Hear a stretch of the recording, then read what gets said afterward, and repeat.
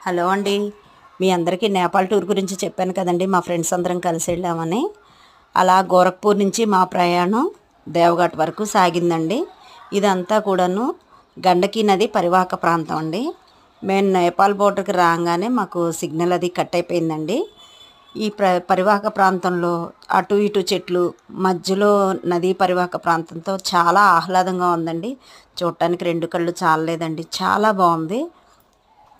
మేము దేవగట్టుకు చేరుకునేటప్పటికి నైట్ అయిపోయిందండి. ఆ రాత్రి అక్కడే స్టే చేసాము. కానీ వాతావరణం అది చాలా బాగుందండి. చాలా చల్లటి ప్రదేశం అండి. నే మార్నింగ్ లేవగానే అందరము స్నానానికని బయలుదేరామండి. స్నానానికి వెళ్ళిన గండకి నది ఇదేనండి.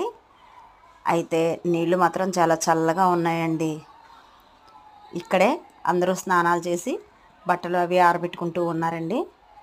ఇదిగోండి నదీ పరివాహక ప్రాంతం. చూసారా ఎంతమంది అయితే ఉన్నారో. స్నానం అది ముగించుకున్న తర్వాత అండి అందరం టిఫిన్స్కి బయలుదేరామండి. ఇవేనండి మేము ట్రావెల్ చేసిన బస్సులు. మేము స్నానం చేసి రెడీ అయ్యి వచ్చేటప్పటికల్లా మాకు టిఫిన్స్, మధ్యాహ్నానికి భోజనము అవన్నీ అరేంజ్ చేశారండి. ఇదే మేమున్న హోటలు. ఈ హోటల్ పక్కనే రామానుజాచార్యుల వారిది పెద్ద విగ్రహం అయితే ఉందండి. ఫస్ట్ చూడలేదు మేము, తర్వాత చూసాము. చాలా పెద్ద విగ్రహం ఉందండి. అక్కడ ఇంకా కొత్త కొత్త నిర్మాణాలు కూడా చేస్తున్నారండి. కానీ మేము ఇంత దూరం వస్తాము, మేము ఇలా చూస్తామని చెప్పి మేమైతే అనుకోలేదండి. ఏదో అదృష్టం ఉంది అని మేము అనుకుంటున్నాము. కానీ ఇది చూడాలంటే కూడా ఎన్నో జన్మల పుణ్యం ఉండాలేమో అనిపించిందండి.